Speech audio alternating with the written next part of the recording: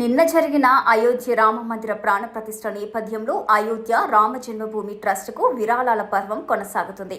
సోమవారం బాలరాముడి ప్రాణ ప్రతిష్ఠ కార్యక్రమంలో పాల్గొన్న భారత కుబేరుడు రిలయన్స్ ఇండస్ట్రీస్ అధినేత ముఖేష్ అంబానీ కుటుంబం 2.51 కోట్ల భారీ విరాళాన్ని ప్రకటించింది.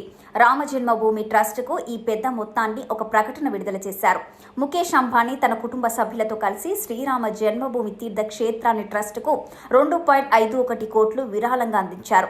సాంస్కృతిక ప్రాముఖ్యతను కలిగి ఉన్న అయోధ్య రామ మందిర అభివృద్ధికి పవిత్ర ప్రయత్నం అని ప్రకటనలో పేర్కొన్నారు. కాగా సోమవారం జరిగిన ప్రాణ ప్రతిష్ఠ కార్యక్రమంలో ముఖేష్ అంబానీ భార్య నీతా, కుమారులు ఆకాష్, అనంత్, కోడలు శ్లోక మెహతాతో పాటు కాబోయే కోడలు రాధిక, కుమార్తె ఈషా, అల్లుడు ఆనంద్ పాల్గొన్నారు. అయోధ్య రామ జన్మభూమి తీర్థక్షేత్ర ట్రస్ట్ ఆహ్వానించిన ప్రముఖ వ్యక్తులలో వీరు కూడా ఉన్నారు. రాముడు విచ్చేస్తున్నాడని దేశం మొత్తం రామ్ దీపావళిని జరుపుకుంటుందని ప్రాణప్రతిష్ఠ కార్యక్రమంలో ముఖేష్ అంబానీ అన్నారు. జనవరి 22న దేశం మొత్తానికి రామ్ దీపావళి వ్యాఖ్యానించారు. ఇక ఇది చారిత్రాత్మకమైన రోజు అని నీతా అంబానీ అన్నారు.